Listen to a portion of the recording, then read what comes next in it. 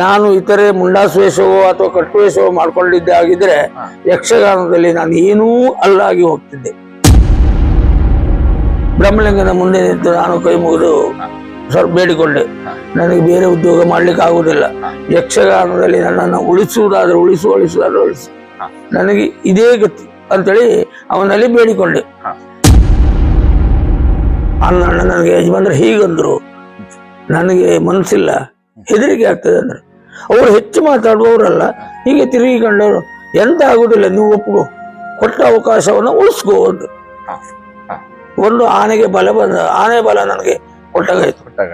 ಸಾಲಿಗ್ರಾಮ ಮೇಳಕ್ಕೆ ನನ್ನನ್ನ ರಾಘವೇಂದ್ರ ಮಯ್ಯರು ಇನ್ನೊಂದು ಯಾರು ಒಟ್ಟಿಗೆ 3 ಜನ ಇದೇ ಕೋಟೇಶ್ವರದ ಗುರುಪ್ರಸಾದ್ ಹೋಟೆಲ್ ಈ ಕಡೆ ನಮ್ದು ವ್ಯಾನ್ ಇತ್ತು ಅವಾಗ, ವ್ಯಾನು, ಆ ವ್ಯಾನ್ ಅಡ್ಡೆ ಮಾತಾಡಿದ್ದು.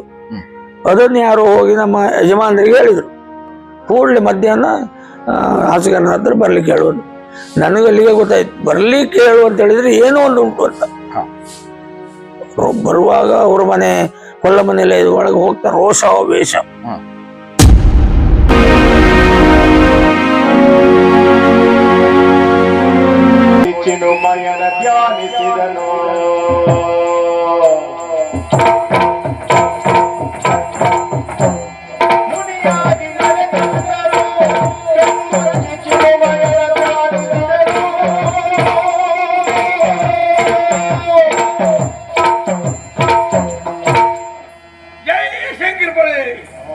ಮುಂದೆ ಕೇಳುತ್ತಿರುವಂತಹ ಸಾಧು ಸಂತರ ಸತ್ಭಕ್ತರೇ, ಹಿಂದೆ ಕುಳಿತಿರುವಂತಹ ಆನಂದ ಭಕ್ತ ಕುಟುಂಬದವರೇ, ಇತ್ತ ಕಡೆ ಗಮನವಿಟ್ಟು ಕೇಳಿರಿ, ಚಿತ್ತದಲ್ಲಿ ನನ್ನನ್ನೇ ಧ್ಯಾನ ಮಾಡಿರಿ.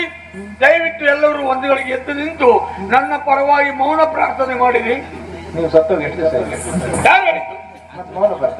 ಮೌನದಿಂದ ಮಾಡುವ ಪ್ರಾರ್ಥನೆ ಮೌನ ಪ್ರಾರ್ಥನೆ ಅಲ್ವ ಭಕ್ತ? ಪ್ರಿಯ ವೀಕ್ಷಕರು ನಮಸ್ಕಾರ.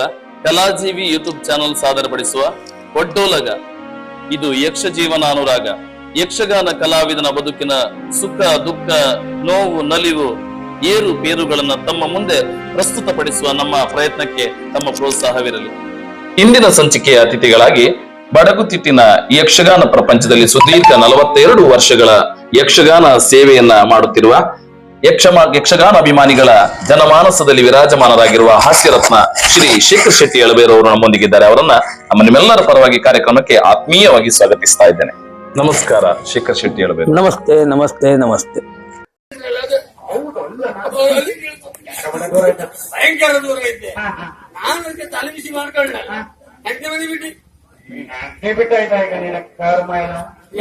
ಹೆಂಡತಿ ಬಿಡುದ, ನಾನೆಲ್ಲ ಹೆಂಡತಿ ಬಿಟ್ರು ಒಡೆಯರ್ ಬಿಡ್ತ್ರ, ಒಡೆಯರ್ ಬೈತಿಲ್ಲ ಅವ್ರ ಮನೆ ಕೆಲಸ ಹೆಂಡತಿ ಬಿಟ್ಟು ಅಂತ ಹೇಳಿದ್ರೆ, ನಾನು ಹೆಂಡತಿ ಮನೆ ಮಾತ್ರ ಬಿಟ್ಟದ್ದ, ಹೆಂಡತಿ ಇಲ್ಲ ಇಲ್ಲ ಕಿತ್ತೂರಾಗೆ. ಹೌದಾ? ಕಿತ್ತೂರ ಕೆಲಸ ಆಯ್ತು ಅವಳಿಗೆ. ಪ್ರಿಯ ವೀಕ್ಷಕರೇ, ಕಾರ್ಯಕ್ರಮವನ್ನು ನೋಡಿ ಹಾಗೆ ಸುಮ್ಮನಾಗಬೇಡಿ. ನಮ್ಮ ಕಲಾಜೀವಿ ಯೂಟ್ಯೂಬ್ ಚಾನಲ್ ಅನ್ನ ಸಬ್ಸ್ಕ್ರೈಬ್ ಮಾಡಿ, ಶೇರ್ ಮಾಡಿ, ನಮ್ಮನ್ನ ಪ್ರೋತ್ಸಾಹಿಸಿ. ನಮ್ಮ ಚಾನೆಲ್ ಅನ್ನು ಸಬ್ಸ್ಕ್ರೈಬ್ ಮಾಡಿ ಪ್ಲೀಸ್. ನಮಸ್ಕಾರ ಶೇಖರ್ ಶೆಟ್ಟಿ ಎಳಬೇರು. ನಮಸ್ತೆ ನಮಸ್ತೆ ನಮಸ್ತೆ. ಬಡಗುತಿಟ್ಟಿನ ಯಕ್ಷಗಾನ ಪ್ರಪಂಚದಲ್ಲಿ ಸುಪ್ರಸಿದ್ಧ ಹಾಸ್ಯ ಕಲಾವಿದರ ಯಾದಿಯಲ್ಲಿ ತಾವು ಅಗ್ರಮಾನ್ಯರು. ತಮ್ಮ ಕುರಿತು ಈಗಾಗಲೇ ಅನೇಕ ಸಂದರ್ಶನಗಳು ಬಂದಿದೆ. ವಿಶೇಷವಾಗಿ ನಮ್ಮ ಈ ಕಲಾಜೀವಿ ಯೂಟ್ಯೂಬ್ ಚಾನಲ್ ನ ಒಡ್ಡೋಲಗ ಕಾರ್ಯಕ್ರಮದ ಅತಿಥಿಗಳಾಗಿ ಆಗಮಿಸಿರಿ. ನಮಗೆ ನಿಮ್ಮೆಲ್ಲರ ಪರವಾಗಿ ಪ್ರೀತಿಯ ಸ್ವಾಗತವನ್ನು ಕೋರ್ತಾ ಇದ್ದಾರೆ. ಪ್ರತಿ ನಮಸ್ಕಾರ. ಶೇಖರ್ ಶೆಟ್ಟಿ ಎಳಬೇರು ಅವರೇ, ತಮ್ಮ ಯಕ್ಷಗಾನದ ಜೀವನವನ್ನ ಮೆಲುಕು ಹಾಕುತ್ತಾ ನಮ್ಮ ಬಾಲ್ಯದ ಜೀವನಗಳು ಹೇಗಿತ್ತು ಎನ್ನುವುದನ್ನ ನಮ್ಮ ಮುಂದೆ ವೀಕ್ಷಕರ ಮುಂದೆ ಹಂಚಿಕೊಳ್ಬಹುದು. ಆರಂಭದಲ್ಲಿ ನಿಮ್ಮ ಕಲಾಜೀವಿ ಯೂಟ್ಯೂಬ್ ಚಾನಲ್ ಮುಖ್ಯಸ್ಥರಿಗೂ ಪ್ರತಿಯೊಂದು ಸದಸ್ಯರಿಗೂ ನನ್ನ ಪ್ರಣಾಮಗಳು. ನನ್ನ ಹುಟ್ಟಿನಿಂದಲೇ ನನ್ನ ಪರಿಚಯವನ್ನು ಆರಂಭ ಮಾಡುವುದಾದರೆ, ಕುಂದಾಪುರ ತಾಲೂಕು ಉಡುಪಿ ಜಿಲ್ಲೆ ಕಮಲಶಿಲೆ ಗ್ರಾಮದ ಒಂದು ಎಳಬೇರು ಎನ್ನುವ ಸಣ್ಣ ಒಂದು ಊರು, ಅಲ್ಲಿ ನನ್ನ ಹುಟ್ಟಾಯಿತು. ತಂದೆ ಗಳಪಯ್ಯ ಶೆಟ್ಟರು, ತಾಯಿ ಲಚ್ಚಮ್ಮ ಶೆಟ್ಟಿಯವರು. ಅವರಿಗೆ 4 ಜನ ಮಕ್ಕಳಲ್ಲಿ 3 ಗಂಡು 1 ಹೆಣ್ಣು, ಅದರಲ್ಲಿ 2 ನಾನು. ನನ್ನ ಬಾಲ್ಯದ ವಿದ್ಯಾಭ್ಯಾಸ ಎಳವೇರು ಶಾಲೆಯಲ್ಲಿ 4ನೇ ತರಗತಿವರೆಗೆ ಮುಗಿಯಿತು. ಪ್ರಾಥಮಿಕ ಶಾಲೆ ವಿದ್ಯಾಭ್ಯಾಸ. ಹೌದು. ಅಲ್ಲಿಂದ ಕಮಲಶಿಲೆ ಶಾಲೆ 7ನೇ ತರಗತಿವರೆಗೆ ಮುಗಿಸಿ ಯಕ್ಷಗಾನದತ್ತ ಕಾಲಿಟ್ಟೆ ನಾನು. 7ನೇ ತರಗತಿಗೆ ವಿದ್ಯಾಭ್ಯಾಸವನ್ನು ಮುಗಿಸಿ ಹಾ. ಅಲ್ಲಿಗೆ ಯಕ್ಷಗಾನದತ್ತ ಕಾಲಿರಿಸಿದೆ. ಯಾಕೆ ಯಕ್ಷಗಾನಕ್ಕೆ ಹೋದ್ರಿ? ಮುಂದೆ ಕಲಿಬೇಕೆನ್ನುವಂತ ಮನಸ್ಸು ಯಾಕೆ ಆಗಲಿಲ್ಲ? ಆರಂಭದಿಂದಲೇ ಸಣ್ಣವನಿರುವಾಗಲೇ ಯಕ್ಷಗಾನ ಎಂದರೆ ನನಗೆ ಒಂದು ರೀತಿಯ ಹುಚ್ಚು. ಎಲ್ಲಿ ಯಾವ ಕಡೆ ಚಂಡಿನಾದ ಕೇಳಿದಾಗ ಆ ಕಡೆ ನನ್ನ ಮನಸ್ಸು ಬೇರೊಂದೆಡೆ ಸೆಳೆಯುವುದಿಲ್ಲ, ಆ ಕಡೆ ನನ್ನ ಮನಸ್ಸು ಸೆಳೆಯುತ್ತಿತ್ತು. ಹಾಗೆ ಕಮಲಶಿಲೆ ಶಾಲೆಗೆ ಹೋಗ್ತಾ ಹೋಗ್ತಾ ನನ್ನ ಗುರುಗಳಾದ ಮಹಾಬಲ ದೇವಾಡಿಗರು, ಪ್ರಸ್ತುತ ಮಂದರ್ತಿ ಮೇಳದಲ್ಲಿದ್ರಲ್ಲ ಅವರು, ನಾನು ಅಲ್ಲಿ ಶಾಲೆಗೆ ಹೋಗ್ತಾ ಒಂದ್ ದಿವಸ ಹೂವಿನ ಕೋಲಿಗೆ ಕರ್ಕೊಂಡು ಹೋಗ್ಲಿಕ್ಕೆ ನನ್ನನ್ನು ಕೇಳಿದ್ರು. ಹೂವಿನ ಕೋಲ್ ತಂದ ಆವಾಗ ಇವಾಗೆಲ್ಲ ಅದು ಮರೆಮಾಚಿತ ಬಂದಿದೆ, ಅಲ್ಲಲ್ಲಿ ಈಗ ಅದು ಪುನಃ ಆರಂಭಗೊಂಡಿದೆ ಅಂತ ಸುದ್ದಿ ಉಂಟು. ನಾನು ಕಂಡಾಗ ಎಲ್ಲೂ ಕಂಡಿದ್ದಿಲ್ಲ. ನಾನು ಸಣ್ಣದಿರುವಾಗ ಹೂವಿನ ಕೋಲೆ ಎನ್ನುವುದೊಂದುಂಟು. ನನ್ನನ್ನ ಹೂವಿನ ಕೋಲಿಗೆ ಅವರು ಕೇಳಿದ್ರು ಬರ್ತೀಯಾ ಅಂತ. ಅವ್ರು ಕೇಳಿದ್ದೆ ಹೆಚ್ಚು, ನಾನು ಹೋದದ್ದು ಹೆಚ್ಚು ನನಗೆ ಗೊತ್ತಿಲ್ಲ. ಭಾರಿ ಖುಷಿ ಆಯ್ತು. ನನಗೊಂದು ನಿಧಿಯನ್ನ ನನ್ನ ಕೈ ಕೊಟ್ಟಾಗೈತೆ ಅವ್ರು ಕೇಳಿದ್ದು. ಒಪ್ಕೊಂಡೆ, ನಾನು ಯಾರು ಕೇಳಲೂ ಇಲ್ಲ, ಒಪ್ಕೊಂಡೆ. ಅವರು ಬರೆದು ಕೊಟ್ಟದ್ದೆಲ್ಲ ಸ್ವಲ್ಪ ಬಾಯ್ಪಾಠ ಮಾಡಿದೆ. ಹೂವಿನ ಕೋಲ್ ತಿರುಗಾಟ ಮುಗಿಸಿದೆ. 1-2 ವರ್ಷ ಅವ್ರ ಜೊತೆ ಮುಗಿಸಿ ನಂತರ ನಮ್ಮ ಗಾವಳಿ ಬಾಬು ಕುಲಾಲ್ರು ಅಂತಿದ್ದಾರೆ, ಅವ್ರೀಗ ರಿಟೈರ್ಡ್ ಆಗಿರ್ಬೇಕು ಕಟೀಲ್ ಮೇಳದಿಂದ. ಕಟೀಲ್ ಮೇಳದಲ್ಲಿ ಸ್ತ್ರೀ ವೇಷ ಮಾಡ್ತಿದ್ರು. ಅವ್ರ ಜೊತೆಯಲ್ಲಿ ಹೂವಿನ ಕೋಲಿಗೆ ಹೋದೆ. ಹಾಗೆ 1 ವರ್ಷ ಮುಗಿಸುತ್ತಾ ನನ್ನ 7ನೇ ತರಗತಿ ಮುಗಿಯಿತು. ಒಂದಾನೊಂದು ದಿವಸ ನಾನು ನಮ್ಮ ಅಪ್ಪಯ್ಯ ಸಿದ್ದಾಪುರಕ್ಕೆ ಹೋಗ್ಬೇಕಂತ, ಆವಾಗೆಲ್ಲ ನಡೆದೇ ಹೋಗ್ಬೇಕು ಕಮಲಶಿಲೆಯಿಂದ ಸಿದ್ದಾಪುರಕ್ಕೆ. ಹೋಗ್ತಾ ಇರುವಾಗ ಮಹಾಬಲ ದೇವಾಡಿಗರು ಅಲ್ಲಿ ಒಂದು ಅಂಗಡಿಯಲ್ಲಿ ಕೂತ್ಕೊಂಡಿದ್ರು. ಆವಾಗ ಅವರೇ ಕರೆದು, ನಮ್ಮ ಅಪ್ಪಯ್ಯ ಅಂತ ಹೇಳಿದ್ರೆ ಅವರಿಗೆ ಪಂಚಪ್ರಾಣ. ಅಪ್ಪಯ್ಯನಿಗೆ ಮಹಾಬಲ ದೇವಾಡಿಗರು ಅಂತ ಹೇಳಿದ್ರೆ, ಮಹಾಬಲ ಅಂತ ಹೇಳಿದ್ರೆ ಅದು ಬಾಯಿ ತುಂಬಷ್ಟು ಕರಿಬ, ಅಷ್ಟೊಂದು ಪ್ರೀತಿ. ಹೋಗಿ ಗಣಪತಿ ಶೆಟ್ಟರೆ ನಿಮ್ಮ ಮಗನನ್ನ ಮೇಳಕ್ಕೆ ಕಳಿಸ್ತಾರೆ ಹೌದಾ ಅಂತ. ಅಪ್ಪಯ್ಯ ಹೂ ಅನ್ಬೇಕಿದ್ರೆ ನಾನು ಹೂ ಅಂತ ಬರ್ತೇನೆ ಅಂತ ಹೇಳಿದ್ದೆ. ಆವಾಗ ಆಯ್ತು ಅಂತ ಅಪ್ಪಯ್ಯ ಅವರು ಮಾತಾಡಿದ್ರು. ಯಕ್ಷಗಾನದ ಭೀಷ್ಮನ್ ನೆನೆಸಿಕೊಂಡಂತ ಮುತ್ತ ಹೆಗಡೆಯವರು, ಎಂ ಹೆಗಡೆಯವರು ಇದ್ದಾರಲ್ಲ, ಮುತ್ತ ಹೆಗಡೆಯವರು ಅಂತ ಹೇಳ್ತಾರೆ, ಅವರ ಕೈಗೆ ನನ್ನನ್ನು ತಂದು ಕೊಟ್ರು. ಮತ್ತೆ ಅವರು ಮಂದರ್ತಿ ಮೇಳಕ್ಕೆ ಹೋದ್ರು. ಆವಾಗ ಇಲ್ಲಿ ಹಾಸ್ಯಗಾರರು ಕೇಶವ ಬಳೆಗಾರ ಅಂತಿದ್ರು ಆವಾಗ. ಹಾಗೆ ನನ್ನನ್ನು ಮಾನಗಡ್ಡೆ ಮೇಳದಲ್ಲಿ ಬಿಟ್ಟು ಅವರು ಮಂದರ್ತಿ ಮೇಳಕ್ಕೆ ಹೋಗಿ ನನ್ನ ತಿರುಗಾಟ ಆರಂಭ. ಆವಾಗ ಇದು ಅಪ್ಪಕೋಟೆಯ ಕೋಡಂಗಿ ವೇಷ ಅಂತ ಆರಂಭ. ಅದು ಅಲ್ಲಿಂದ ವಿದ್ಯಾಭ್ಯಾಸವನ್ನು ಮುಗಿಸಿ ನಿಮ್ಮ ಹೂವಿನ ಕೋಲನ್ನು ಮುಗಿಸಿ ಯಕ್ಷಗಾನ ಪ್ರಪಂಚಕ್ಕೆ ಕೋಡಂಗಿ ವೇಷದಲ್ಲಿ ಪ್ರವೇಶ ಮಾಡ್ತೀರಿ. ವಿದ್ಯಾಭ್ಯಾಸದ ಜೊತೆಯಲ್ಲಿ ಅದು ವರ್ಷದಲ್ಲಿ ನವರಾತ್ರಿಯಲ್ಲಿ ಆಗುದಲ್ಲ ಹೂವಿನ ಕೋಲೆ ಎನ್ನುವುದು. ಆವಾಗ ಶಾಲೆಗೆ ಹೋಗ್ತಾ ನವರಾತ್ರಿಯಲ್ಲಿ ರಜೆ ಇರ್ತಿತ್ತು ಶಾಲೆಗೆ, ಆವಾಗ ಹೂವಿನ ಕೋಲಿಗೆ ಹೋಗ್ತಿದ್ದೆ ವಿದ್ಯಾಭ್ಯಾಸ ಜೊತೆಯಲ್ಲಿ. ನಂತರ ಮೇಳಕ್ಕೆ ಬಂದ ಮೇಲೆ ಕೋಡಂಗಿ ವೇಷ 1-2 ವರ್ಷ, ನಂತರ ಬಾಲಗೋಪಾಲ, ಅಲ್ಲಿಂದ ಸ್ತ್ರೀ ವೇಷ, ಪೀಟ್ಕಿ ಸ್ತ್ರೀ ವೇಷ, ನಂತರ ಉಡ್ಡೋಲ್ಗ, ಅಲ್ಲಿಂದ ಮುಂಡಾಸು ವೇಷ. ತಕ್ಷಣಕ್ಕೆ ಹಾಸ್ಯಕ್ಕೆ ಬಂದದ್ದು. ಆರಂಭದ ಯಾವ ಮೇಳಕ್ಕೆ ಸೇರ್ಕೊಳ್ತೀವಿ? ಮಾಣಕಟ್ಟೆ ಮೇಳವೇ. ಮಾಣಕಟ್ಟೆ ಮೇಳ. ಎಳಬೇರು ಶೇಖರ್ ಶೆಟ್ಟಿ ಅವರೇ, ತಮ್ಮಲ್ಲಿ ಕೇಳುದು, ತಾವು ವಿದ್ಯಾಭ್ಯಾಸದ ಜೊತೆ ಹೂವಿನ ಕೋಲ್ ಮಾಡಿ ಯಕ್ಷಗಾನವನ್ನ ಸಾಂಪ್ರದಾಯಿಕವಾಗಿ ಕಲಿಸುವಂತ ಕೇಂದ್ರಗಳಿದ್ದಾಗ?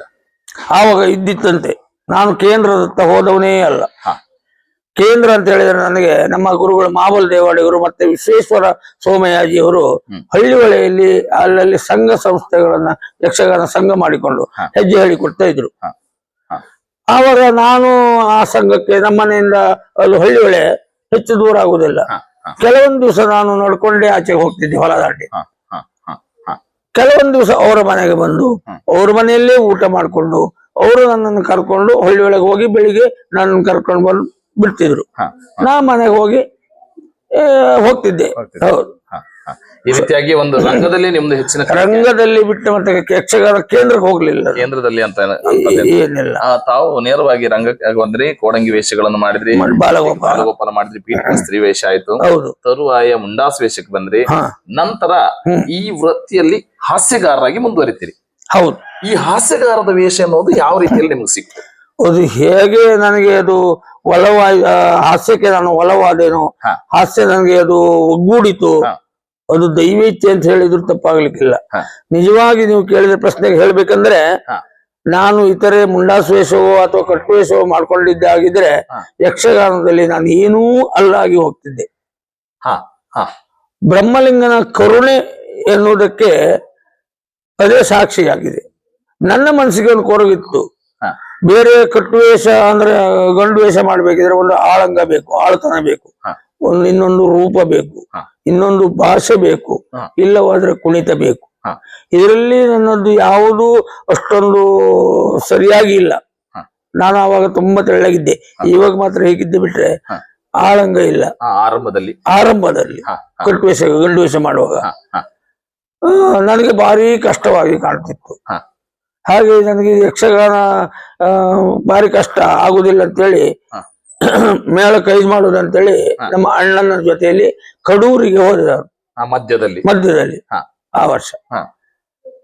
ಕಟ್ಟುವೇಷ ಮಾಡ್ತಾ ಇರುವಾಗ್ಲಿ ಹಾ. ಕಡೂರಿಗೆ ಹೋಗಿ ಒಂದ್ 2 ತಿಂಗಳಾಗ್ತಾ ಆ ಹೋಟೆಲ್ ವ್ಯವಹಾರ ಅದು ಇದು ಎಲ್ಲ ನೋಡಿ ಜಂಜಾಟಗಳ ನೋಡಿ ಜನರಿಗೆ ಜ್ವರ ಬಂದ ನೆಪ ಆಯ್ತು. ಹಾ.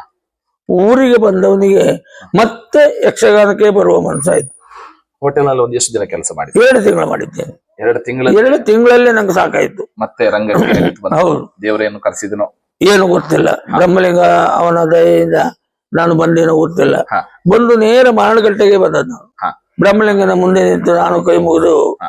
ಸ್ವಲ್ಪ ಬೇಡಿಕೊಂಡೆ, ಹಾ. ನನಗೆ ಬೇರೆ ಉದ್ಯೋಗ ಮಾಡ್ಲಿಕ್ಕೆ ಆಗುದಿಲ್ಲ. ಹಾ. ಯಕ್ಷಗಾನದಲ್ಲಿ ನನ್ನನ್ನು ಉಳಿಸುವುದಾದ್ರೆ ಉಳಿಸು. ಹಾ. ನನಗೆ ಇದೇ ಗತಿ ಅಂತೇಳಿ ಅವನಲ್ಲಿ ಬೇಡಿಕೊಂಡೆ. ಹಾ. ಅದೇ ವರ್ಷದಲ್ಲಿ ಆವಾಗ ಮಾರಣಗಟ್ಟೆ ಮೇಳದಲ್ಲಿ ಹೊಸ ಪ್ರಸಂಗಗಳಾಗ್ತಿತ್ತು. ಹಾ. ಹಾ. ಒಂದು ಜಲಕನ್ಯೆ ಎನ್ನುವ ಒಂದು ಪ್ರಸಂಗ, ಹ್ಮ್. ಒಂದು ಖಳನಾಯಕನ ಪಾತ್ರ ಆಲೂರು ಸುರೇಂದ್ರನವರು ಮಾಡ್ತಿದ್ರು. ಹಾ. ಆ ವೇಷಕ್ಕೆ ಸಕನಾಗಿ ನಮ್ಮ ಗುರುಗಳು ಮಾಡ್ತಿದ್ರು. ಅವರು ಮಂದತ್ತಿ ಮೇಳ ಬಿಟ್ಟು ಮಾರಣಗಟ್ಟೆಗೆ ಮತ್ತೆ ಬಂದಿದ್ದಾರೆ. ಹಾ. ಹಾ. ಸಕನ ವೇಷ ಮಾಡಿ ಒಂದು ಸ್ತ್ರೀ ವೇಷ, ಒಂದು ಮಂತ್ರಿಯ ಮಗಳು ಯಾರನ್ನೋ ಒಂದು ಪ್ರೀತಿಸುವ ಒಂದು ಸನ್ನಿವೇಶ ಉಂಟು. ಹಾ. ಅವಳಿಗೆ ಒಂದು ಸಖಿ, ಹಾ. ಆ ಸಖಿ ಮಾಡುವವ ಆ ದಿವಸದಲ್ಲಿ ರಜೆ ಇದ್ದ. ಹಾ. ಹಾ. ನಾನು ನಮ್ಮ ಗುರುಗಳಲ್ಲಿ ಕೇಳಿದೆ, ಆ ಸಖಿ ವೇಷ ನಾನು ಮಾಡುವುದ ಕೇಳಿದೆ. ಹಾ. ಮಾಡು ಮಾರೆ ಅಂತ ಹೇಳಿದ್ರು. ಅದನ್ನು ನಾನು ವ್ಯಂಗ್ಯವಾಗಿ ಮಾಡಿದೆ. ಒಂದು ಸಣ್ಣ ಮೋಟು ಜಡೆ ಹಾಕಿ, ಹಾ. ಕಪ್ಪು ಬಣ್ಣ ಹಾಕಿ, ಹಾ. ಅದೇನೋ ಒಂಥರ ಮಾಡಿದೆ. ಹಾ. ಹಾ. ಹಾ. ಅದು ಒಂದು ಬರೇ ಒಂದು ಓಡುವ ಸನ್ನಿವೇಶ ಇತ್ತು ಕೊನೆಯಲ್ಲಿ. ಹಾ. ಅದು ಜನರಿಗೆ ಆ ಕಾಲಕ್ಕೆ ಅದು ಎಷ್ಟು ಒಂದು ಮನದಟ್ಟಾಯ್ತು ಅಂದ್ರು ಅಷ್ಟು ಮನದಟ್ಟಾಯ್ತು. ಹಾ. ಎಲ್ಲಿ ಹೋದ್ರು ಜಲಕನ್ಯೆ. ಹಾ.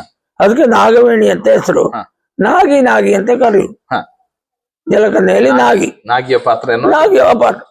ಆವಾಗ ಜನ ನಗಾಡಿದ್ರಲ್ಲ, ಹಾ. ಜನ ನಗಾಡಿದ್ಕೊಳ್ಳಿ ನನ್ಗೆ ಹಾಸ್ಯ ತಾನಾಗಿ ಆ ಕಡೆ ಒಲಿ. ತನ್ನ ಕಲೆಯನ್ನು ಗುರುತಿಸಿದ್ರು ಪ್ರೇಕ್ಷಕರು. ಜನ ನಗಾಡ್ತಾರಲ್ಲ, ನಂಗದೇ ಒಂಥರ ಸಂತೋಷ. ಹಾಸ್ಯ ಅಂದ್ರೇನು, ಅದ್ರ ಒಳ ತಿರುಳೇನು ಅನ್ನೋದು ಅರ್ಥೈಸಿಕೊಳ್ಳುವುದು ಭಾರಿ ಕಷ್ಟ. ಪೂರ್ಣ ಪ್ರಮಾಣದಲ್ಲಿ ಬರ್ತಾ ನಮಗೆ ಜವಾಬ್ದಾರಿಯ ಪಾತ್ರ ಬಿದ್ದ ಮೇಲೆ ಗೊತ್ತಾಗುವುದು. ಪೂರ್ಣ ಪ್ರಮಾಣದ ಭಾರ ಬಿದ್ದಾಗ ಗೊತ್ತಾಗುವುದು. ಇದು ಜನ ನಗಾಡ್ತಾರಲ್ಲ, ಆರಂಭದ ವೇಷ ಹಾಸ್ಯಕ್ಕೆ ಬಲವಾಯ್ತು. ನಮ್ಮ ಮಾರಣಗಟ್ಟೆ ಕ್ಷೇತ್ರ ಮಹಾತ್ಮೆಯಲ್ಲಿ ಒಂದು ಹಳ್ಳಿಯ ವೇಷ ಇದೆ, ಮಂಜ ಮತ್ತು ಮಂಜಿ ಅನ್ನೋ ಒಂದು ದೇವಾಡಿಗರು. ಅದು ಕುಂದಾಪುರ ಕನ್ನಡದಲ್ಲಿ ಮಾತಾಡಬೇಕು. ಹೀಗೆ ಒಂದು ದಿವಸ ಮಂಜಿಯ ಪಾತ್ರ ಮಾಡುವವನು ರಜೆ ಆಗಿದ್ದ. ಆಗ್ಲೂ ಕೂಡ ನೀವು ಹಾಸ್ಯಕ್ಕಂತ ಫಿಟ್ ಆಗಿಲ್ಲ. ಕಟ್ಟು ವೇಷ ಮಾಡ್ಕೊಂಡಿದ್ದೆ. ಆವಾಗ ಯಾರು ಮಂಜಿ ಮಾಡುದು ಯಾರು? ನಾನು ಈ ನಾಗಿ ವೇಷ ಮಾಡ್ತಿದ್ದಲ್ಲ.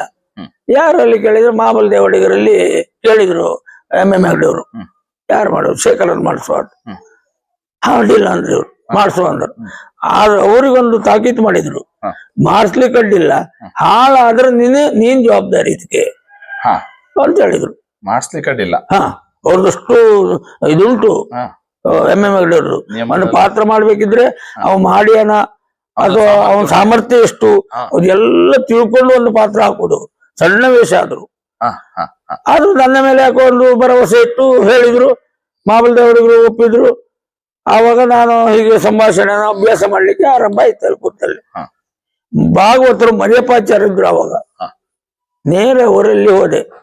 ಭಾಗವತರೇ, ನನಗಿವತ್ತು ಮಂಜಿ ವೇಷ ಹಾಕಿದ್ರೆ ಯಜಮಾನ್ರ, ನನ್ನನ್ನು ಏನಾದ್ರೂ ಮಾಡಿ ನೀವು ಮೇಲಾಕ್ಬೇಕು ಅಂದೆ. ಅವರು ಮಾತಾಡುವ ಶೈಲಿಯಲ್ಲಿ ಆಯ್ತು ಮಾಡು ಮಾಡು ಮಾಡು ಅಷ್ಟೇ, ಸ್ವಲ್ಪ ಮಾತಾಡುವರು. ಆಯ್ತು ಅಂದ್ರು. ನಾನು ಆ ವೇಷ ಮಾಡಿದೆ. ನಾನು ಆಡುವ ಮಾತು ಪೂರ್ಣ ಮರಿಯಪ್ಪಾಚಾರ್ಯ ಭಾಗವತರು ಆಡಿದ್ದಾರೆ. ಆಡಿದ ಆ ದಿವಸ ನನ್ನನ್ನು ಎತ್ತಿಗಟ್ಟಿದ್ದಾರೆ. ಅವರು ಈಗ ದಿವಂಗತರಾಗಿದ್ದಾರೆ. ಈಗ ನಾನು ನಿಜವಾಗಿ ಅವ್ರ ಹೆಸರು ಹೇಳಲೇಬೇಕು. ಆ ದಿವಸ ನನ್ನ ಎತ್ತಿಕಟ್ಟಿದ್ದಾರೆ ಸಂಭಾಷಣೆಯಲ್ಲಿ. ಜೊತೆಯಲ್ಲಿ ಕಡೆಗೆ ಗಂಡ ಹೆಂಡತಿ ಸಂಭಾಷಣೆಯಲ್ಲಿ ನಮ್ಮ ಗುರುಗಳೇ ಇದ್ರಲ್ಲ, ಅವರು ತಕೊಂಡು ಹೋಗ್ತಾ ಹೋದ್ರು. ಮುಗೀತು. ಬೆಳಿಗ್ಗೆ ಯಜಮಾನ್ರ ಅದನ್ನ ಕಂಡಿದ್ರು ಕಾಣ್ಲಿಲ್ಲೋ ಗೊತ್ತಿಲ್ಲ. ಭಾಗವತರಲ್ಲೇ ಕೇಳಿದ್ರು, ಹೇಗ್ ಮಾಡಿದ್ದಾನೆ ಹುಡುಗ? ಚೆನ್ನಾಗಿ ಮಾಡಿ ತುಂಬಾ ಪ್ರೋತ್ಸಾಹ ಕೊಟ್ಟರು. ಹಾಗೆ ಅದು ಮುಂದುವರಿತಾ ಬಂತು. ಹಾಸ್ಯ ಸಣ್ಣ ಪುಟ್ಟ ವೇಷಗಳನ್ನ ಹಾಕ್ತಾ ಇದ್ರು. ಅಲ್ಲಿಂದ ಕಟ್ಟು ವೇಷ, ಅಲ್ಲಿಂದ ಹಾಸ್ಯಕ್ಕೆ ಬಂದ್ರಿ. ಬಂದೆ. ಮಂಜಿಯ ವೇಷ ಪ್ರಾರಂಭ ಆಯ್ತು. ನಾಗಿಯಿಂದ ಮಂಜಿಯಿಂದ ಸಣ್ಣ ಪುಟ್ಟ ಕಟ್ಟು ವೇಷ, ವನಪಾಲಕರು, ದೂತ, ಅದು ಇದು ಬರ್ತಾ ಆಗತಾ ಅವು ಮೇಳದಲ್ಲಿ ಎಷ್ಟು ವರ್ಷ ಸರ್ವಿಸ್ ಆಗಿತ್ತು? ಸರಿಯಾಗಿ ಹೇಳೋದು ಕಷ್ಟ ಉಂಟು. ಒಂದು ಅಂದಾಜು ಒಂದು 15 ವರ್ಷ ಆಗಿರ್ಬಹುದು. 15 ವರ್ಷ ಕಟ್ಟುವೇಷದಲ್ಲಿ ಇದ್ದೀವಿ. ಅಲ್ಲಿಂದ ಹಾಸ್ಯ ಆರಂಭ ಆಯ್ತು. ಮತ್ತೆ ಹಾಸ್ಯ ಕಲೀಲಿಕ್ಕಂತೇಳಿ ನಾನು ಹೆಚ್ಚಾಗಿ ಹಳೆ ಪ್ರಸಂಗದಲ್ಲಿ ನಮ್ಮ ಗುರುಗಳಲ್ಲೇ ಕೇಳ್ತಿದ್ದೆ ನಡೆಯನ್ನ. ಒಂದು ಭಾವುಕ ಮಾಡ್ಬೇಕಿದ್ರೆ ಒಂದು ರಾತ್ರಿ ಅವ್ರ ಮನೆ ಉಳಿದು ಕಲ್ತ್ಕೊಂಡು ಬಂದಿದ್ದಾರೆ. ಅವ್ರು ಒಂದು ಸರಿ ಋತುಪರ್ಣ ಆಗುವುದು, ಒಂದ್ಸರಿ ಭಾವುಕ ಆಗುವುದು. ನಾನು ಭಾವುಕನಾದ್ರೆ ಅವ್ರು ಋತುಪರ್ಣ ಆಗುವುದು. ಈ ತರ ಸಂಭಾಷಣೆಯನ್ನ ಹೇಳಿಕೊಟ್ಟಿದ್ದಾರೆ. ಇವತ್ತು ಹಾಗೇ ಉಂಟು. ಕಷ್ಟ ಭಾವುಕನ ಪಾತ್ರಗಳು, ಕಷ್ಟ. ನಳ ಭಾವುಕನ ಪಾತ್ರ. ಹೌದೌದು. ಆ ರೀತಿಯಾಗಿ ನೀವು ತಮ್ಮ ಗುರುಗಳಲ್ಲೇ ಕಲಿತಾ ಬಂದ. ಹೌದೌದು. ತಮಗ ಹಾಸ್ಯದ ಒಂದು ಗುರುಗಳಂದ್ರೆ ನಿಮ್ಮ ಗುರುಗಳೇ ಮಾಬಲ್ ದೇವಾಡಿಗರು. ಮತ್ತೆ ನನ್ಗೆ ಆಟ ನೋಡುವ ಹುಚ್ಚು. ಇಲ್ಲೇ ಆಟ ಇದ್ರು, ಯಕ್ಷಗಾನ ಇದ್ರು, ಇಷ್ಟು ದೂರ ಇದ್ರು. ನಾನು ಹೆಚ್ಚಾಗಿ ನಾಗೂರಲ್ಲಿ ನಮ್ಮ ಆಟ ಅಲ್ಲಿ ಮುಗಿಸ್ಕೊಂಡು ಅಂಪಾರಿಗೆ ಆಟ ನೋಡ್ಲಿಕ್ಕೆ ಹೋಗಿದ್ದೆ. ಟಿಟ್ವಾಳಲ್ಲಿ ನೋಡ್ಲಿಕ್ಕೆ ಹಾಸ್ಯ ನೋಡುದು. ನಾನು ಅವರದ್ದು ಅನುಕರಣೆ ಮಾಡ್ತೇನೆ, ಮಾಡ್ಲಿಕ್ಕೆ ಆಗ್ತದೆ ಅಂತೇಳಿ ಅಲ್ಲ, ಅದರಲ್ಲಿ ನಮಗೆ ಏನಾದ್ರೂ ಒಂದು ಸ್ವಲ್ಪ ಸಿಗ್ತದೆ ನೋಡುವ ಅಂತೇಳಿ. ಹಾಸ್ಯ ಅಂದ್ರೆ ಹಾಗೆ, ಅವ್ರು ಯಾವ ಚಲನವಲನದಲ್ಲಿ ಇರ್ತಾರೆ ಇದನ್ನು ನೋಡ್ಲಿಕ್ಕೆ. ಈಗಲೂ ಅದೊಂದು ಅಭ್ಯಾಸ. ಅಂದ್ರೆ ನಾವಿನ್ನು ಕೂಡ ಕಲಿಯುವಂತ ಹಂಬಲದಲ್ಲಿ ಇದ್ದೀರಿ. ಪರಿಪೂರ್ಣವಾದಂತ ಕಲಾವಿದ್ರ ಎನ್ನುವಂತ ಗುರುತನ್ನು ಆವಾಗ ತುಂಬಾ ಸೀತಾರಾಮ್ ಕುಮಾರ್, ರಮೇಶ್ ಭಂಡಾರಿ ಅವರು, ಹಳ್ಳಾಡಿ ಅವರು ಟೆಂಟ್ ಮೇಳದಾಗೆ ಭಾರಿ ಮೆರೆದಾಡುವ ಕಾಲ ಆಗಿತ್ತು. ಎಲ್ಲೂ ಸಾಲಿಗ್ರಾಮ ಮೇಳದ ಆಟ ಇರಲಿ, ಎಲ್ಲೂ ಪೆರಡೂರು ಮೇಳದ ಆಟ ಇರಲಿ, ಅದನ್ನು ನೋಡ್ಲಿಕ್ಕೆ ಕೊಡುವುದು. ಅಲ್ಲಿ ನೋಡಿಕೊಂಡು ಬರ್ತಿದ್ದೆ. ತಾವು ಮಾರಣಕಟ್ಟೆ ಮೇಳದಲ್ಲಿ ಪ್ರಯಾಣವನ್ನು ಪ್ರಾರಂಭಿಸ್ತೀರಿ. ಬೇರೆ ಯಾವ್ದಾದ್ರು ಮೇಳಕ್ಕೆ ಹೋಗಿದ್ರು? ಮಧ್ಯದಲ್ಲಿ ಮುತ್ತೆ ಹೆಗಡೆಯವರು ಬುಗ್ವಾಡಿ ಮೇಳ ವಹಿಸಿಕೊಂಡ್ರು. ಪ್ರಧಾನ ಹಾಸ್ಯಕ್ಕೆ ಬರುವುದಕ್ಕೆ ಅದೇ ಆರಂಭ. ನಾನು ಅಲ್ಲಿ ನಾನು ಸಾಹಸ್ಯಕಾರನಾಗಿ ಕೆಲಸ ಮಾಡ್ತಿದ್ದೆ. ಬುಗ್ವಾಡಿ ಮೇಳವನ್ನು ವಹಿಸಿಕೊಂಡಾಗ ಒಂದ್ ದಿವಸ ಕೇಳಿದ್ರು, ನಿನ್ನನ್ನು ಬುಗ್ವಾಡಿ ಮೇಳಕ್ಕೆ ನಾನು ಮುಖ್ಯ ಹಾಸ್ಯಕಾರನಾಗಿ ಹಾಕ್ತೇನೆ ಅಂತ ಹೇಳಿದ್ರು. ನಾನೇನೂ ಹೇಳಲಿಲ್ಲ. ನನ್ಗೆ ಒಳಗಿಂದ ಒಳಗೆ ಒಂದು ರೀತಿ ಹೆದರಿಕೆ. ಅಷ್ಟು ಸುಲಭ ಅಲ್ಲ. ಒಂದು ಜಾಗಕ್ಕೆ ಕೂತ್ಕೊಳ್ಳುವುದು ಅಂತ ಹೇಳಿದ್ರೆ ಆ ಜಾಗದ ಮಹಿಮೆ ಅದು ಹೇಳುತ್ತಿರೋದು. ಮೇಲ್ ಬಿದ್ರೆ ಬಿದ್ದೇ ಹೋದ, ಕೆಳಗಾದ ಅಂದ್ರೆ ಮತ್ತೆ ಅವನು ತಲೆ ಎತ್ತಲಿಕ್ಕೆ ಆಗುವುದಿಲ್ಲ. ಅಷ್ಟು ಸುಲಭ ಅಲ್ಲ.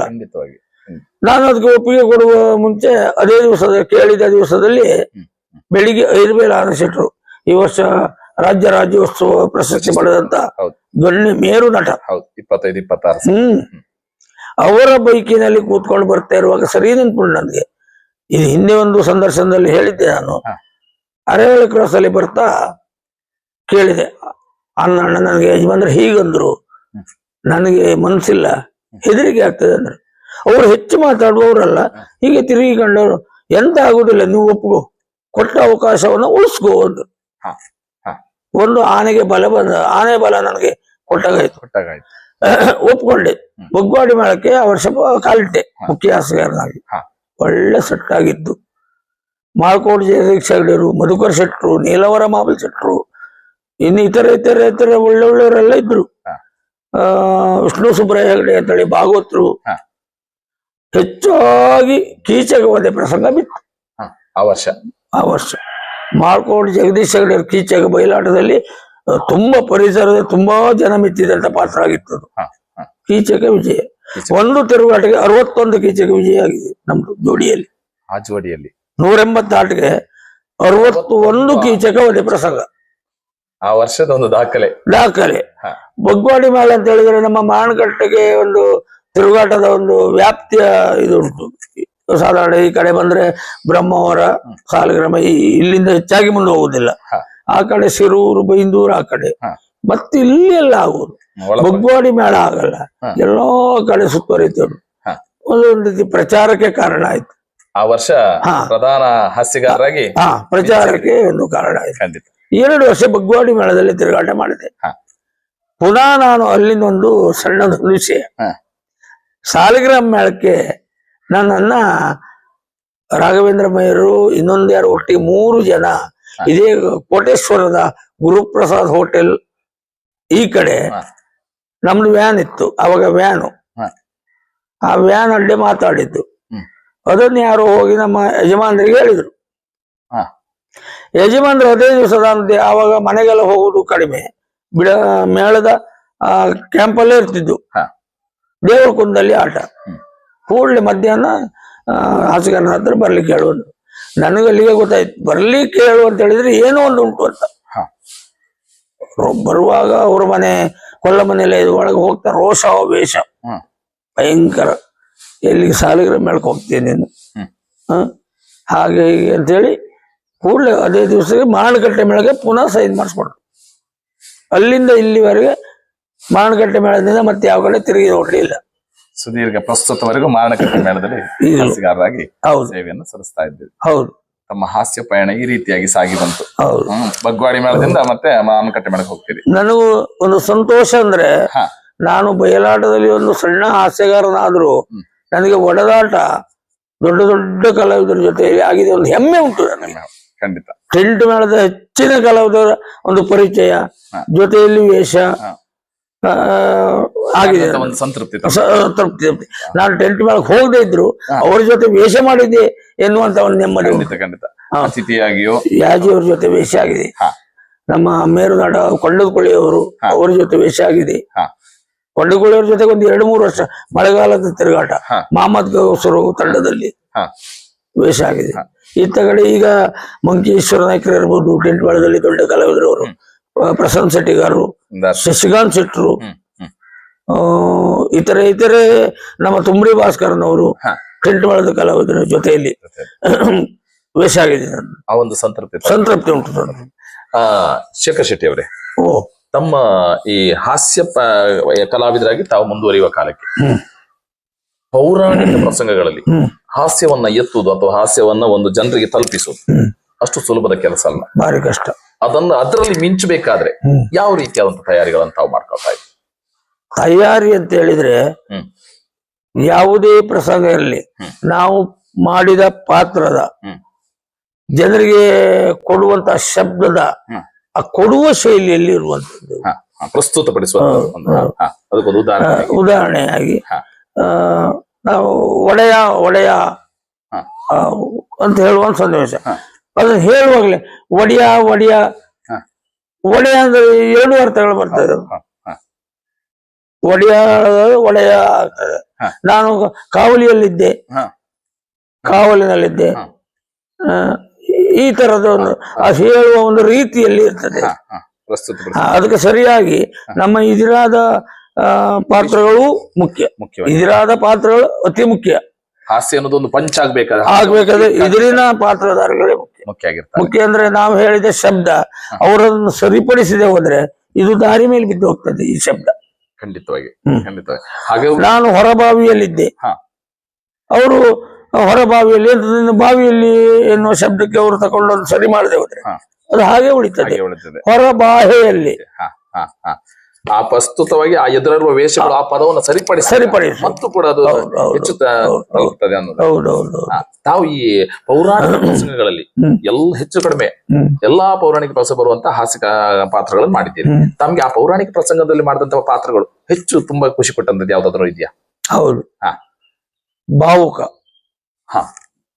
ಮತ್ತೆ ಪಾಪಣ್ಣ ವಿಜಯಗುಣ ಸುಂದರಿ, ಪಾಪಣ್ಣ, ಮಂತರೆ,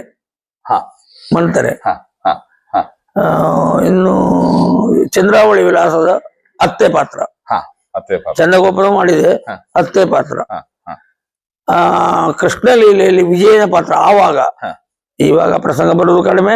ಈಗ ನನ್ನ ಆ ಪಾತ್ರ ಮನಸ್ಸಿಗೆ ಅಷ್ಟೊಂದು ಆಗುದಿಲ್ಲ. ವಿಜಯನ ಪಾತ್ರ ಸಾಧಾರಣ ಒಂದು ಹುಡುಗಾಟಿಗೆ ಅವರು ಮಾಡುವಂತ ಪಾತ್ರ. ಇಂಥ ಪಾತ್ರಗಳೆಲ್ಲ ತುಂಬಾ ಇಷ್ಟ. ಕಂದರ ಪಾತ್ರಗಳಿಗೆ ತಯಾರಿ ಅಂತ ಹೇಳಿದ್ರೆ ಹ. ಹಿಂದೆ ಮಾಡಿದ ಒಂದು ದಾರಿ ಇರ್ತದಲ್ಲ, ಹ.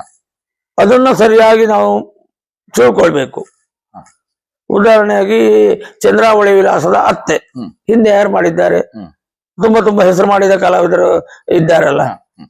ಅವ್ರದ್ದು ಒಂದು ಸಾರಿ ನೋಡುವುದು. ನಮ್ಗೆ ಯಾರದ್ದು ಹೆಚ್ಚಾಗಿ ನಮ್ಗೆ ಅದನ್ನು ಅನುಕರಣೆ ಮಾಡ್ಲಿಕ್ಕೆ ಆಗ್ತದೋ ಹ್ಮ್. ಅದನ್ನ ನಾವು ಮನಸ್ಸಿಗೆ ತಕೊಂಡ್ರೆ ಆಯ್ತು. ಹ. ಹ. ಒಂದು ಕಂದರನ ಪಾತ್ರ ಹ್ಮ್. ನಾನು ಹೆಚ್ಚಾಗಿ ತಿಳ್ಕೊಂಡದ್ದು ನಮ್ಮ ಹಳ್ಳಾಡಿ ಜಯರಾಮ್ ಶೆಟ್ಟರು, ಹ. ಅವರ ಕಂದರನ ಪಾತ್ರ. ಒಂದು ಪಾತ್ರವನ್ನು ಮಾದರಿಯಾಗಿಟ್ಟು. ಹೌದೌದು. ಇತ್ತ ಕಡೆ ಬಯಲಾಟದಲ್ಲಿ ಆರಂಭದಲ್ಲಿ ಮತ್ತೆ ಸಿಗ್ಲಿಲ್ಲ. ಆರಂಭದಲ್ಲಿ ಕಂಡದ್ದು ನಮ್ಮ ಮಾಮಲ್ ದೇವಡಿಗರದಿ. ಹ. ಹ. ನಂತರ ನನ್ನ ತಲೆ ಮೇಲೆ ಅಂದ್ರೆ ಜವಾಬ್ದಾರಿ ಬಿದ್ದಾಗ ಆ ಪಾತ್ರ ಮಾಡ್ಬೇಕಾಗಿ ಬಂತು, ಎಲ್ಲೂ ಸಿಗುವುದಿಲ್ಲ ಆಗಿತ್ತು. ಮಳೆಗಾಲದಲ್ಲಿ ಹಳ್ಳಾಡಿ ಜಯರಾಮ್ ಶೆಟ್ಟರದ್ದು ಆ ಪಾತ್ರ ಕಂಡು ತಿಳ್ಕೊಂಡಿದ್ದ. ಹ. ಹ. ಒಂದು ನಡೆ ಅಂತ ಇರ್ತದಲ್ಲ, ಇಂಥ ಪದ್ಯಕ್ಕೆ ಇಂತಿಷ್ಟೇ ಅರ್ಥ ಹೇಳೋದು. ಹ. ಹ. ಹಳೆ ಪ್ರಸಂಗದಲ್ಲಿ ಅದು ಮುಖ್ಯ ಅದು ಮುಖ್ಯ. ಮುಖ್ಯ. ಹ. ತಗೊಂಡೋಗಿ ಸಂಭಾಷಣೆಯ ಮುಂದಿನ ಪದ್ಯಕ್ಕೆ ಹೋಗಿ ಮುಟ್ಟಿಸುವಂತದ್ದು ಮುಖ್ಯ. ಸಂಭಾಷಣೆ ಎಳೆ ಕೂಡ ಮುಖ್ಯ ಆಗಿದೆ. ಅದು ಮುಖ್ಯ ಮುಖ್ಯ. ಯಕ್ಷಗಾನ ಕಲಾವಿದರ ಬದುಕಿನ ಕತೆ, ವ್ಯತೆ, ನೋವು, ನಲಿವುಗಳನ್ನ ಅನಾವರಣಗೊಳಿಸುವ ನಮ್ಮ ಕಲಾಜೀವಿ ಯೂಟ್ಯೂಬ್ ಚಾನೆಲ್ನ ಸಬ್ಸ್ಕ್ರೈಬ್ ಮಾಡಿ, ಶೇರ್ ಮಾಡಿ, ನಿಮ್ಮವರಿಗೆಲ್ಲ ತಲುಪಿಸುವ ಮೂಲಕ ನಮ್ಮ ಪ್ರಯತ್ನಕ್ಕೆ ತಮ್ಮ ಪ್ರೋತ್ಸಾಹವಿರಲಿ.